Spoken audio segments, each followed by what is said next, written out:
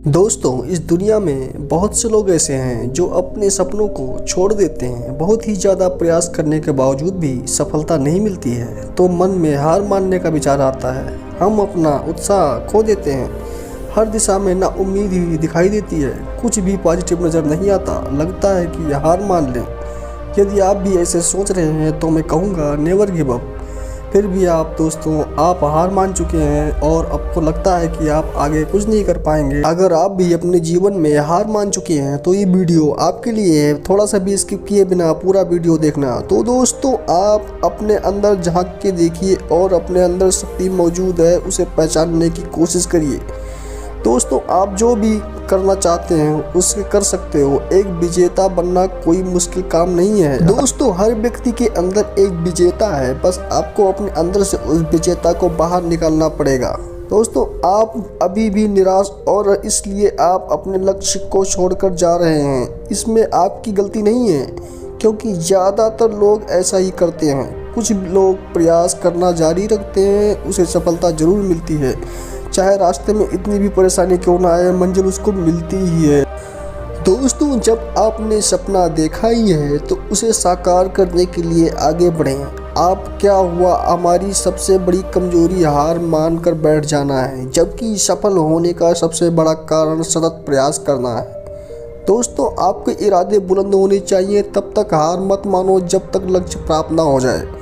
इसलिए असफलता को इग्नोर करो, अपने काम में लगे रहो। डरना नहीं है बल्कि लड़ना है। अपने इरादे इतनी मजबूत रखो कि हार मानने का विचार भी ना आए। अपने लक्ष्य को महसूस करो, उसे अभी आंखें बंद करके देखो और महसूस करो कि आपने उसे पा लिया है। आप उस काम को कर रहे हैं जो आपको पसंद है। ऐसा करने से आपको पॉजिटिव एनर्जी का संचार होगा जो आपको अपने लक्ष्य के प्रति काम करने में आगे बढ़ाएगा। आइए दोस्तों, इस विषय को एक छोटी सी कहानी के माध्यम से समझते हैं। दोस्तों, एक गांव था, उसमें एक आश्रम था। आश्रम में एक आचार्य और उनके 3 शिष्य रहते थे। दोस्तों, आचार्य ने उस शिष्य को पूछा कि उस पहाड़ी के पीछे क्या है, वह देखकर आना है।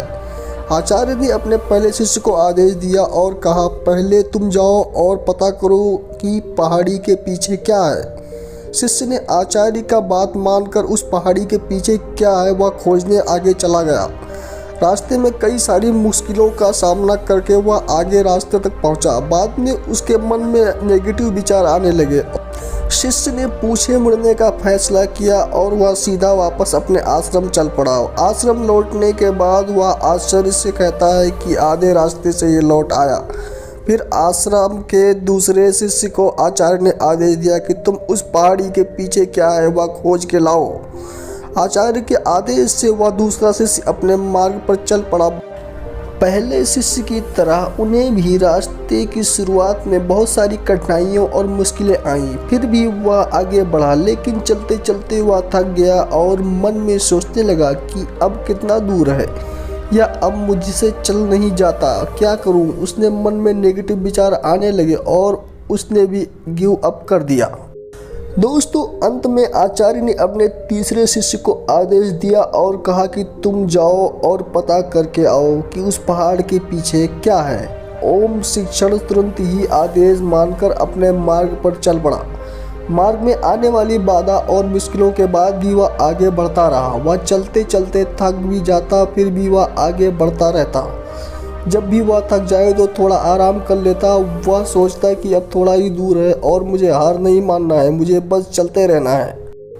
ऐसी सकारात्मक सोच के साथ वह आगे बढ़ता रहा और उसे वह पहाड़ दिख गया। वह पहाड़ इतना बड़ा था कि वह आसानी से उस पहाड़ पर चढ़ ही नहीं सकता था। फिर भी उसने हार नहीं मानी और वह पहाड़ चढ़ गया और उसने पहाड़ के पीछे से नज़ारा देखकर वह मंत्रमुग्ध हो गया। वह वापस अपने आश्रम की ओर चल पड़ा।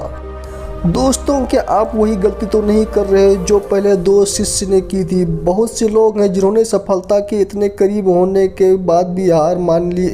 क्या आप भी ऐसा कर रहे हैं ना?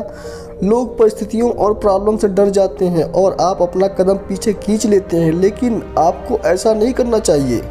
हार मानने का कोई फ़ायदा नहीं है। सिर्फ जीत पर फोकस करो और फिर से कोशिश करो। दोस्तों, और एक बार फिर से आप कोशिश करो और कोशिश तब तक जारी रखो जब तक आप जीत न जाओ। तो अभी आपको देर नहीं हुई है। आप अपने सपने को साकार करने के लिए एक्शन प्लान बनाओ और नेवर गिव अप एटीट्यूड अपनाओ। तो दोस्तों, आशा करता हूं कि इस वीडियो के माध्यम से आपके जीवन में पॉजिटिव चेंज लाने में मदद मिली होगी। अगर आपको यह वीडियो और पोस्ट से जानकारी अच्छी लगी हो तो प्लीज़ चैनल को सब्सक्राइब करें और अपने दोस्तों के पास भी शेयर करें।